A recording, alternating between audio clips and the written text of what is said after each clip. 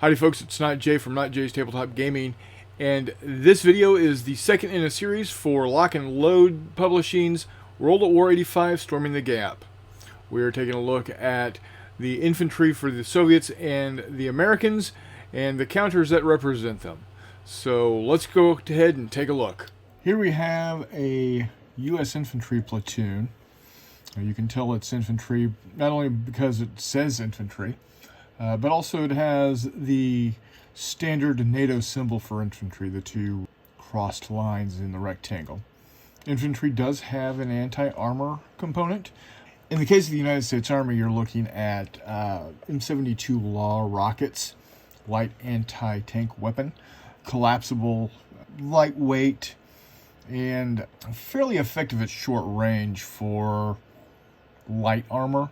Definitely take out a BMP, BRDMs, those types of vehicles.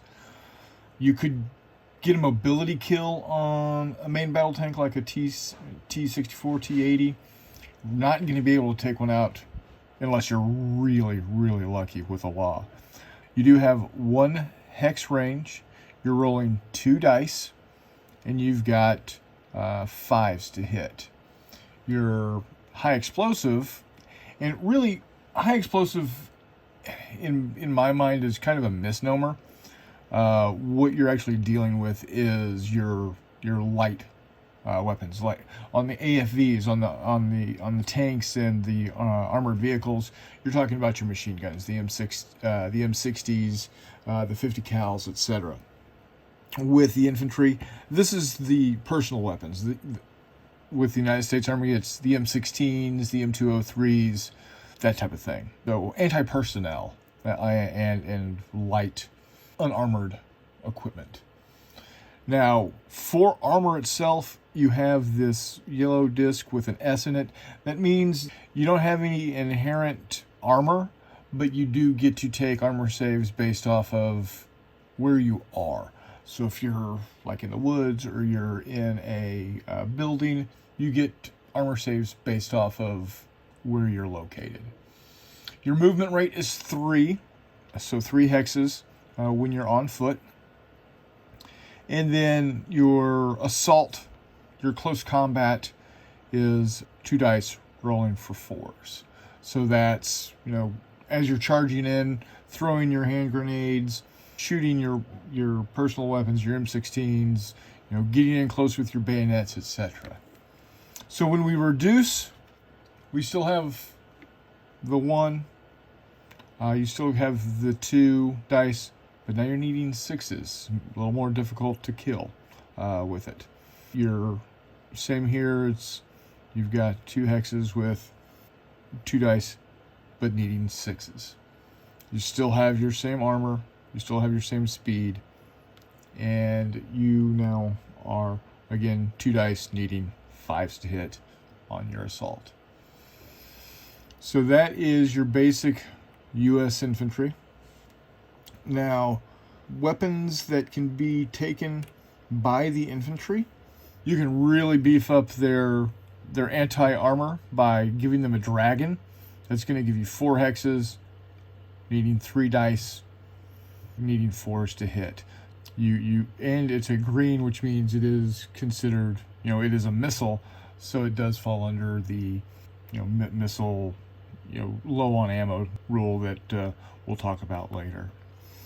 And then you also can supply them with a tow system. The tow ATGM can really reach out and touch you. It's got a range of 13, needing 4 dice with 4s to hit. When you reduce, they really don't reduce. It's either there or it's not.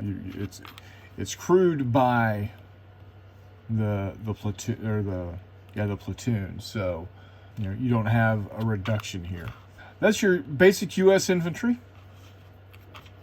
So let's go ahead and take a look at the Soviets. Now, the Soviets are almost exactly the same. Big difference is they've got better range on their anti-tank, their anti-armor. They get 2 hexes. The Law has a range of about 200, 250 meters. The RPG-7, which was the standard RPG platoon level personal anti-tank weapon, had probably a range of about 330, 380 meters. Again, it's not going to take out an M60 or an M1. It can definitely take out road wheels. It can definitely take out tracks. If you get into, if you get behind it and fire it into the engine, you're definitely taking the engine out. So, it's still effective, but you got to be really, really close. 2 hexes there. Again, 2 dice, needing 5s to hit. Or again, the HE, you're looking at 2 hexes with 2 dice, needing 5s to hit.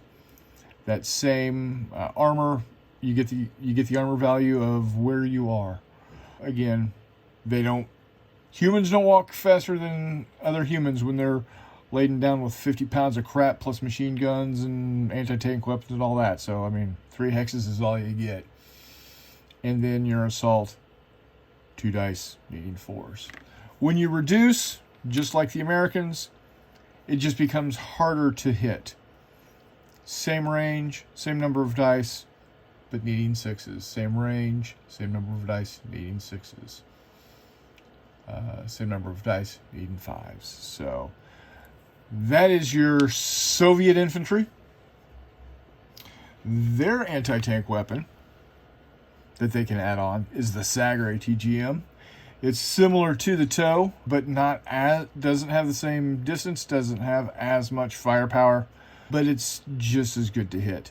You get 11 hexes with 3 dice, needing 4s to hit.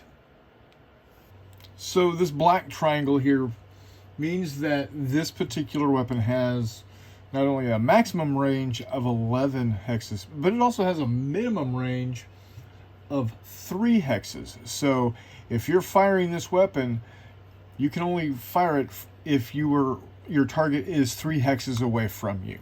And when we break out a map and put these on, it'll make a little more sense to you. But that's what that black triangle means, is a minimum range needed to fire. So anything between 3 hexes and 11 hexes, you're rolling 3 dice, needing 4s to hit. If it's greater than 11 or less than 3, you're going to have a bad time if you're wanting to hit it with that Sagar. So there you have the Soviets and the Americans with some of their anti-tank weapons and the counters that represent them in World at War 85 Storming the Gap. I hope you enjoyed the video. We'll have more in the coming weeks. We will eventually get some counters out on the map and show you how the mechanics of the game work.